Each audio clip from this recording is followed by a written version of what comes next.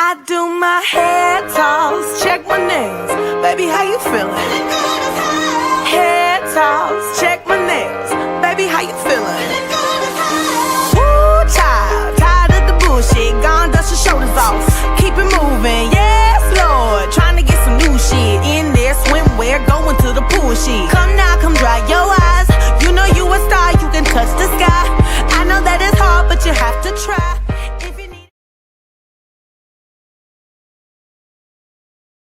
Hi guys, how are you? Today is the 25th of November 2020. The last video I did was this time last week and we had just gone into lockdown. So I'll just sort of tell you a few things of what's happened since then. The lockdown that we had was supposed to be for 6 days. Well, the guy that caused the lockdown to happen lied.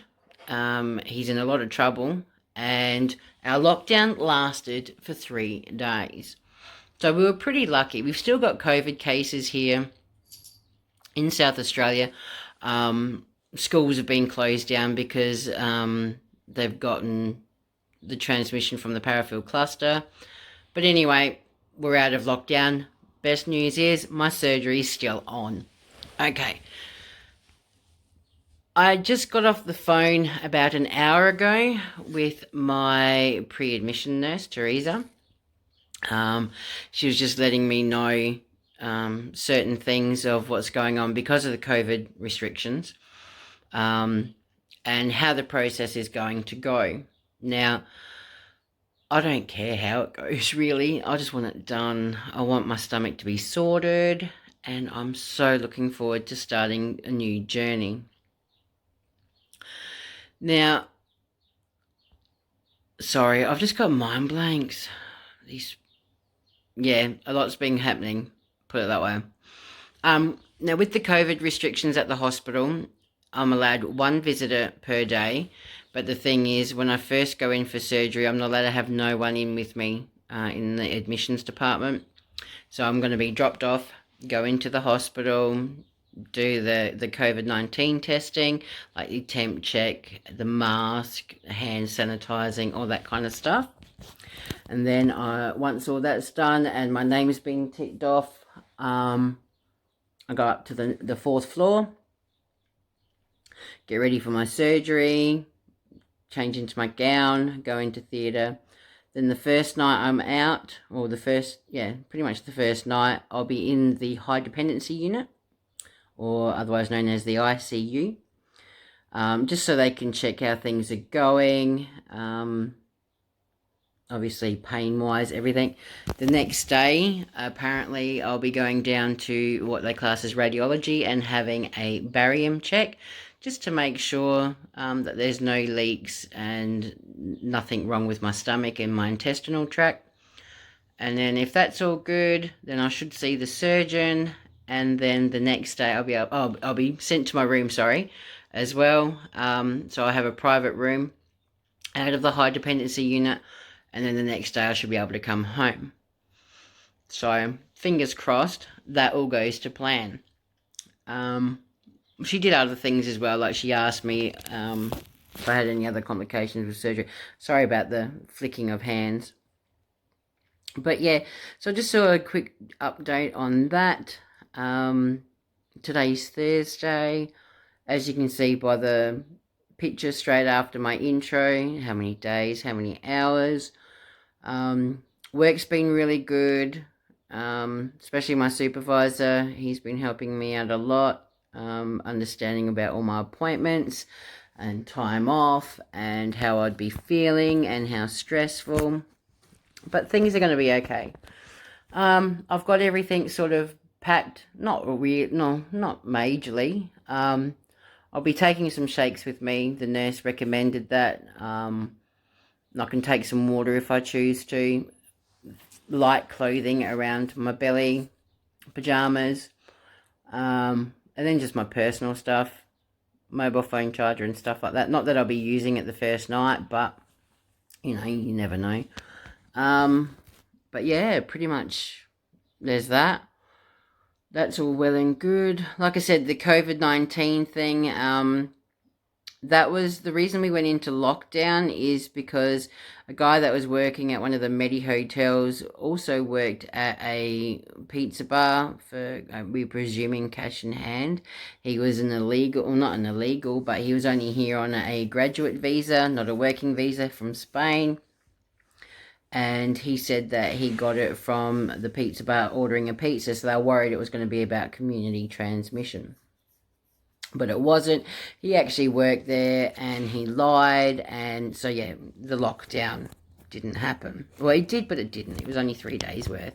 But they still recommend us to wear masks and all that when we're outdoors. But a lot of people aren't. They've gone back into this laxed thing. We've still got cases here from the Parafield cluster, which started at the Medivac hotel. What they're doing now, just to give you a quick update, because it is 2020, it is pandemic year. Why not? Things can it get any worse? Sure it can. But what they're going to do now is there's old hospitals available that, because hospitals have changed, upgraded, moved out, but there is establishments that are still set up as hospital but that are empty. So what they're going to do is they're going to take out these quarantine people from interstate or that have COVID, and they're actually going to put them into a hospital and be guarded by police and not so much security guards. So that's just sort of to keep them in line, and so they don't get out into the public and they don't spread COVID-19. As of to date, they're looking at having a vaccine for COVID-19, possibly as early as March. The trials have gone ahead. But yeah, fingers crossed. They're also talking about international travel. How if you want to fly overseas, you must be vaccinated. Sorry. You must be vaccinated to come into the country, to come into the state, and as well as to go out. Which I think is a bloody good idea, to be honest with you. But then a lot of people are saying no because it's, it's the government's way of controlling us. Hey, I have the flu needle, and it saves it. If deep in my heart I know if it doesn't save me, it doesn't matter, but I'm doing my bit to try and save the elderly and to save the sick and things like that. So I'll have the COVID-19 vaccination too. So why not? Other than that, there's not much really to tell you, except not long to go. Getting a bit, because me and surgery sort of don't really go well hand in hand, but